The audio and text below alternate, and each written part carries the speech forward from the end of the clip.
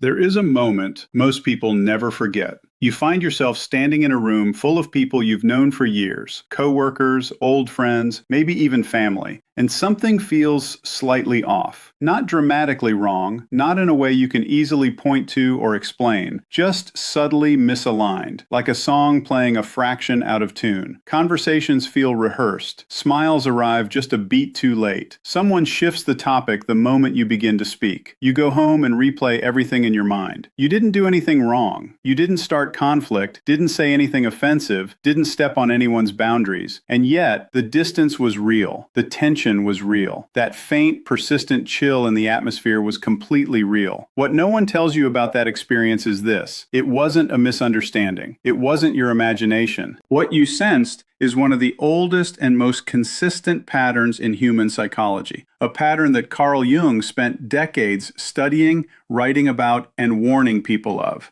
Once you understand what's truly driving it, the confusion begins to fade. Not because things suddenly become easier, but because you finally stop blaming yourself for something that was never about you. Most of us grow up with a simple idea of why people clash. Someone says something hurtful, someone breaks trust, someone lies or fails in an obvious way. Conflict appears to have a visible cause. But Jung looked beneath that surface-level explanation and uncovered something far more unsettling. He suggested that the most powerful and common form of social tension often has little to do with your actions. Instead, it is rooted in what your presence makes other people feel about themselves. To understand this, you have to grasp one of Jung's most essential ideas: the shadow. Every person carries two versions of themselves. There's the version they present to the world, composed, reasonable, and socially acceptable. Jung called this the persona, literally meaning mask. It is the identity we carefully build, maintain, and defend over time. Then there is everything else. The shadow is made up of the parts that didn't make it into that polished image. It holds the anger you suppressed because expressing it felt unsafe. It contains the envy you couldn't admit because it felt shameful. It includes the desire for recognition, the quiet insecurity, the fear of being insignificant, the small resentments, and the private doubts. The shadow isn't inherently evil. It is simply the collection of traits a person has rejected in order to preserve the version of themselves they prefer to show. The crucial insight Jung offered is that the shadow never disappears. You can ignore it, bury it, or cover it with layers of persona, but it remains. And when something or someone touches it,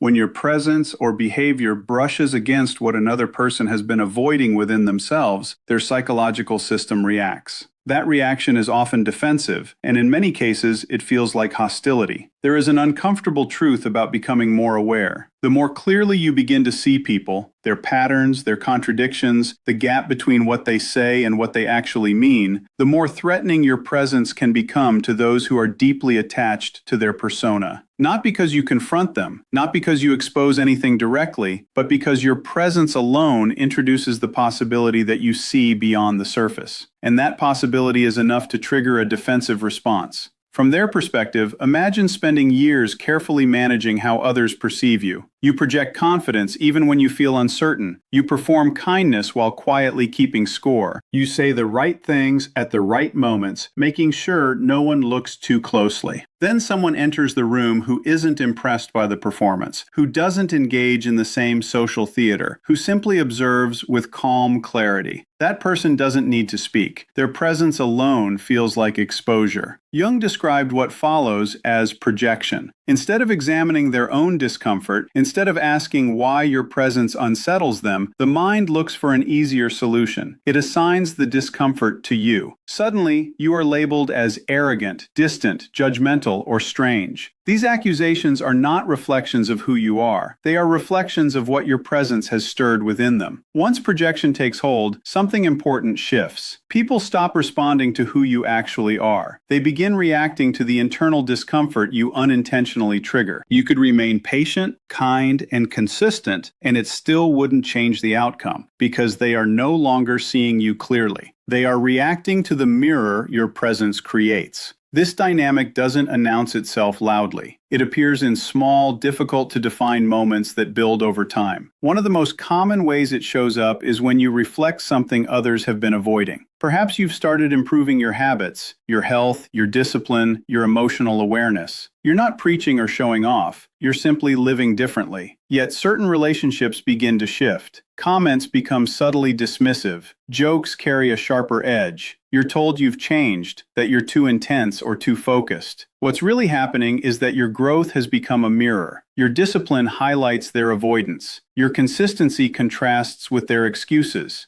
You didn't intend to create that reflection, but it exists, and not everyone can tolerate what it reveals.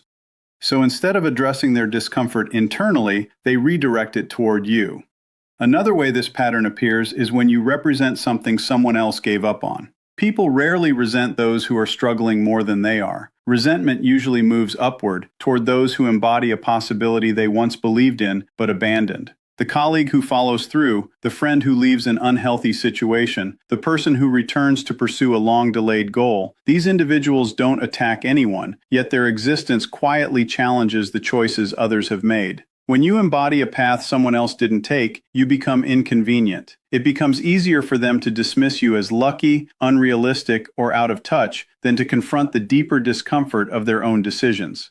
A more subtle shift happens when you stop needing approval. Many relationships are built on unspoken exchanges: validation, reassurance, influence. When you become more emotionally independent, when you stop over-explaining yourself or seeking constant validation, those dynamics begin to change. From your perspective, this is growth. From theirs, it can feel like distance or rejection. What has actually changed is the balance of influence. The emotional levers that once worked no longer do. Instead of recognizing this shift, the mind reframes it. You're seen as distant, detached, or superior. In reality, what they're experiencing is the loss of a certain level of control or influence they once had, even if they were never consciously aware of it. Unpredictability is another trigger. Social interactions often rely on expected responses. Push a certain button, get a predictable reaction. When you stop responding in familiar ways, when you don't react to guilt, don't chase approval after criticism, don't soften in response to flattery, the script breaks. You're not being aggressive or confrontational. You simply stop playing along. For someone used to those patterns, this is deeply unsettling. Your calm, non-reaction signals that you see the underlying dynamic, and people who rely on those patterns often feel exposed when they are quietly observed.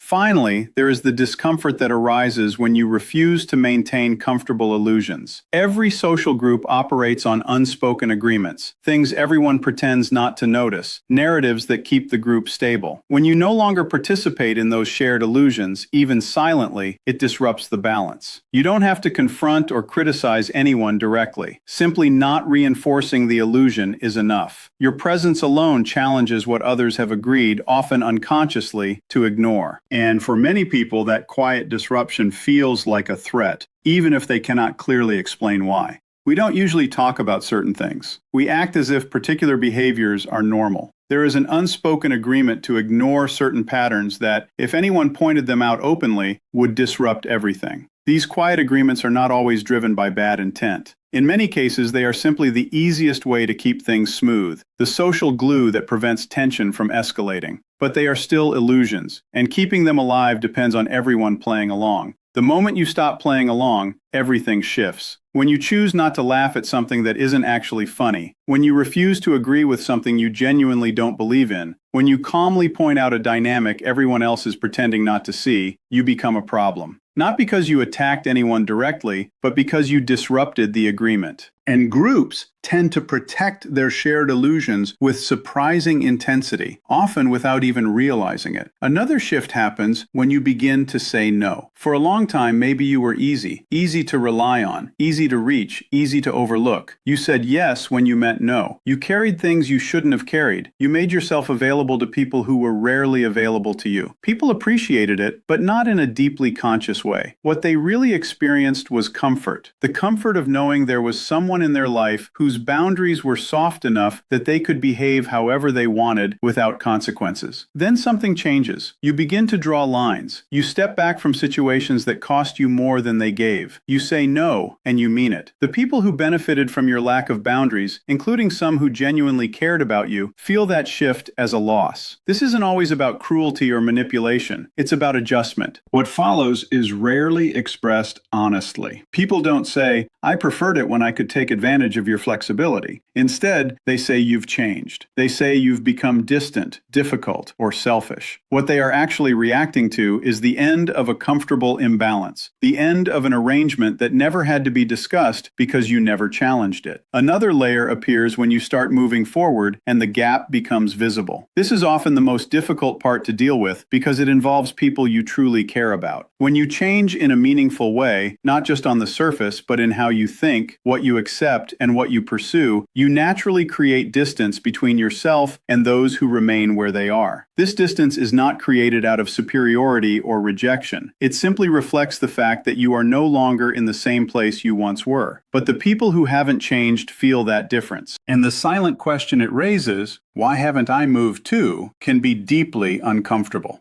When a question feels too uncomfortable to answer honestly, the mind often redirects it. It turns inward discomfort into outward judgment. Your growth becomes interpreted as arrogance. Your changes are seen as disloyalty. Your evolving priorities feel like a rejection of the values others still hold. None of this is intentional on your part, yet it becomes the narrative others use to explain their feelings. What needs to be understood is that these reactions are not truly about you. They are about what your progress forces others to confront within themselves. And facing that internal discomfort is not easy. If you step back and look at these patterns together, a clear theme emerges. The resistance you encounter is not really a response to anything you have done wrong. It is a response to the pressure your presence creates. You are not causing problems by failing. You are creating discomfort by becoming more honest, more aware, more independent, more aligned with who you actually are. In a world where many people are quietly avoiding that level of self-examination, your direction stands out. Carl Jung described the deeper purpose of psychological growth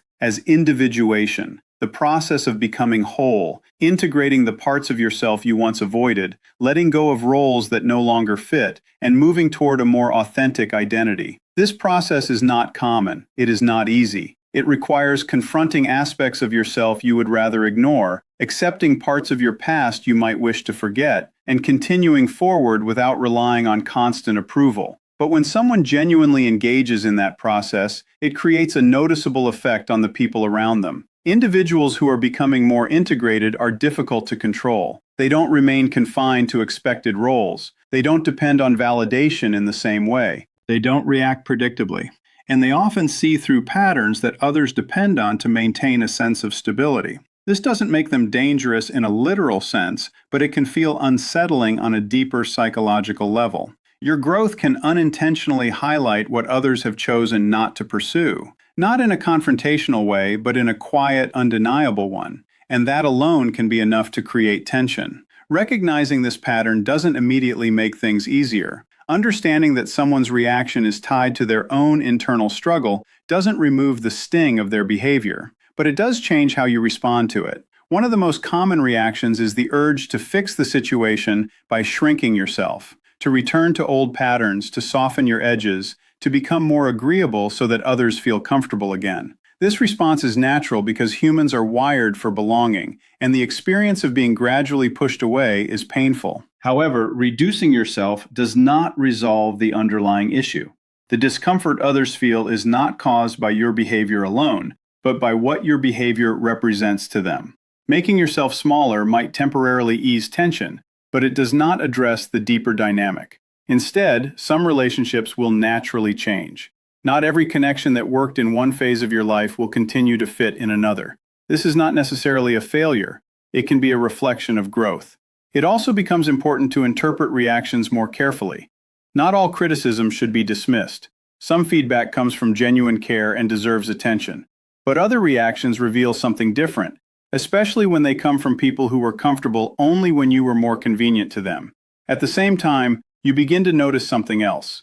There are people who respond differently. The same qualities that unsettle some individuals draw others closer. Those who are also seeking growth often recognize something familiar in your direction, Where one person reacts with discomfort, another responds with understanding. Both responses come from the same source. One is driven by avoidance, the other by recognition. There is also an important responsibility in all of this. The same tendencies you observe in others exist within you as well. Projection, defensiveness, discomfort when confronted with something that hits too close. These are not exclusive to anyone else. They are part of being human. It becomes easy to focus on identifying these patterns